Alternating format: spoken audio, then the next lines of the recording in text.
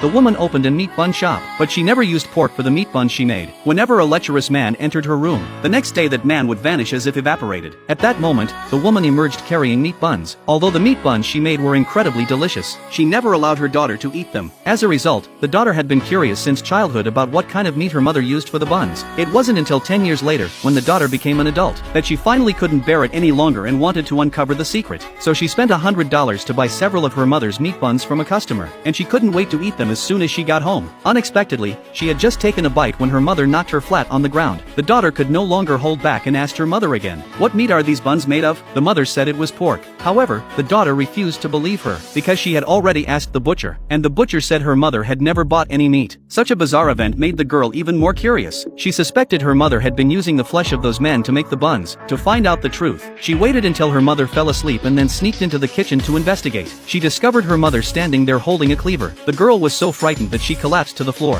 She asked her mother exactly what kind of meat she was chopping. The mother didn't offer any explanation, and then she pushed her daughter toward the exit. The daughter had only taken a few steps when she heard a strange noise coming from inside the house. She guessed it was the man who had gone into her mother's room, but her mother insisted there was no one else there, accusing her daughter of imagining things and mishearing. The more her mother refused to tell the truth, the more curious the girl became. She continued to ask her mother what secret she had been hiding all these years, and why she had never allowed her to enter the kitchen. Her mother said that once she brought her boyfriend home, she would naturally learn the truth. 3 months later, the girl returned home with her boyfriend. Her mother immediately took a liking to the young man. The young man was also attracted to the girl's mother's seductive figure. The girl had planned to use the opportunity to uncover the meat bun secret, but before she could act, her mother got her drunk. Then her mother began seducing the young man, and led him into the kitchen. When the girl woke up, she found that both of them were nowhere to be seen. As soon as she stepped out of her room, she heard the sound of meat being chopped in the kitchen. Just as she was about to open the door to look, her mother suddenly called out from behind, scolding her for not bringing her boyfriend home and forbidding her from entering the kitchen.